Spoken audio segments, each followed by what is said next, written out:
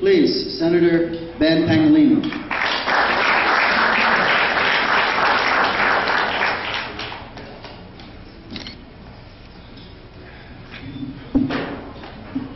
Thank you very much, Don. You know, I met Don at a friend's house, and they had just come from the golf course, and we were talking, and they said he's the new president of the Huacani Golf Club.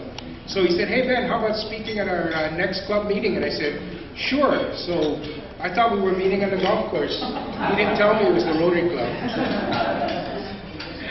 But thank you very much, and it is indeed an honor and a pleasure to join you once again to talk about some of the initiatives that the legislature, and specifically the Committee on Finance, Taxation, Public Debt, is taking with regards to the financial condition of the government of Guam and trying to make some improvements. As you've known, one of the things that we are trying to do is dispel this old adage when it comes to government finances, or basically anything having to do with government. That old adage of it's close enough or it's good enough for government work. And, you know, people kind of have that, and it's besmirched the reputation of good, hardworking employees in our governments all over the world, basically, who have a dedication to doing the best they can in delivering public service. And so that's one of the things we're certainly pushing with regards to the Committee on Finance and Budget. And recently, of course, we've heard that a little bit of a tiff between the governor and myself in terms of a statement he made about we owe this much in tax refunds, $287 million. You know, 3 days ago we had his director saying we're now down to 209, and where is it? You know, and so one of the things we're trying to do is that when we make statements coming out of our office, certainly, we're trying to base them on official reports in which everybody can point to and say that's the departing point, or that's the beginning point when we debate on where we're going to go with regards to government financing. And so we try to base ourselves to ensure that the information we give out is true and accurate based on official government data. And, you know, we'll debate the accuracy, but we know where it comes from, we know what the source is, and so forth. And I have publicly, I believe it's my public duty to ensure that the information released related to the finances of the government of Guam are timely, accurate, and verifiable through published resources. And so one of the things that we're trying to now reconcile, and the governor's agreed to work with us on reconciling, is the difference between his number of 287 and Reverend Tax's number of 206. Hey, what's $80 million, right? In 3 months. And so that's one of the things we're trying to do with regards to the Office of Finance and Budget. One of the things that we're trying to do, which I think will try to build some confidence with regards to the data that's available with the government of Guam, most especially in the area of the Department of Revenue and Taxation. That, everybody agrees, is the cash register of the government of Guam. That's where we assess, that's where we collect, that's where we account for the revenues for the government of Guam. And one of the strategies we're trying to implement is to work with the IRS. I was in Washington recently, last year, and we met with the IRS representatives, and we came up with this idea of trying to increase the online filing for GovGuam taxpayers. We know that a large number of our taxpayers use professional tax preparing service, as well as tax preparer software, but finding them right now is limited to the 1040 easy form. And so we wanted to make that more accessible for the 1040 forms and allow online filing. But we have to kind of grow our own computer software to do that, and rather than trying to do that, we began discussions with the IRS of developing a service bureau out of the IRS for Guam taxpayers. And we're trying to shift then the strategy for the processing from income tax returns to this IRS processing center. We felt the advantages with that would be it would increase the utilization of online submissions for greater trust in the input and processing with the IRS. The Department of Revenue and Tax, right now, 2% of our tax refund forms and tax returns are filed online, 2%. With the IRS, they're up to about 72% of all income tax returns are filed electronically.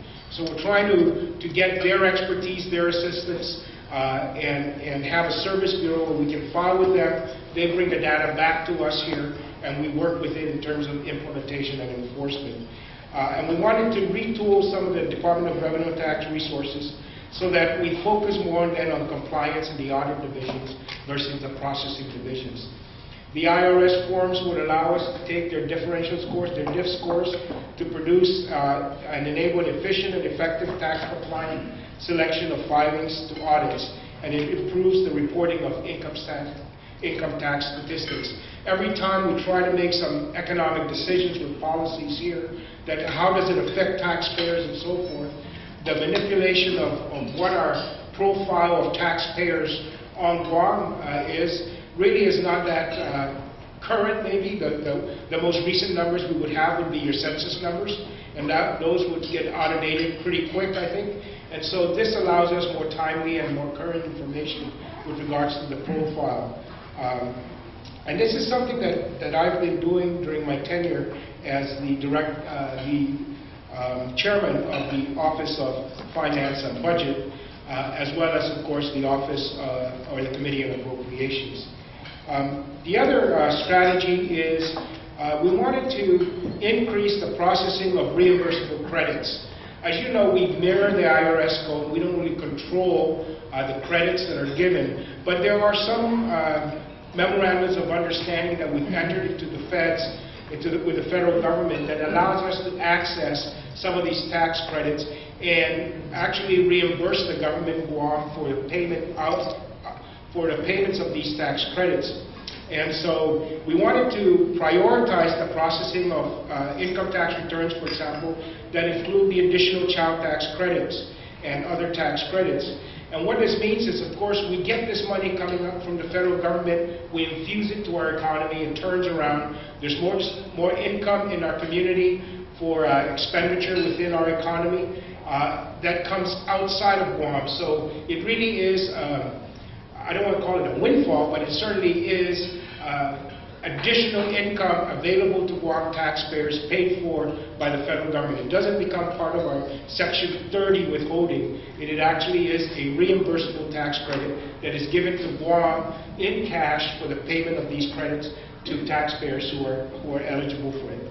And we wanted, of course, as a policy here, to continue to press the importance of following of the opportunity cost to not processing these reimbursable credits. If they just sit there waiting to be paid without getting reimbursements from the feds, we don't have that the benefit of that money circulating in our economy. The additional child tax credit, believe it or not, actually means an additional $16 million to Guam taxpayers for those that qualify. That comes from the federal government to Guam, passed through to their tax refunds. And this, of course, assists us in our cash collection and cash operating requirements for the government of Guam. And so the mechanism to achieving this second strategy is contained in our budget that we passed this year, which mandates the Department of Revenue and Tax to prioritize the processing and payment of these returns. The other strategy that we're implementing at the Office of Finance and Budget through the implementation of legislative policy is the restructuring of current statutes for more efficient collections. As you know, every department and agency, the government of Guam is challenged with its human resources as we have actually decreased the number of Guam employees over the last several years. And so we've done that through the early out program, to retirement, to attrition. But the bottom line is there are less employees in the government of Guam working today than there were 10 years ago, actually. So we've actually continued to reduce without bringing more people and newer people on. So how do we change some things that allow us to be more efficient with the human resource capital that we have now?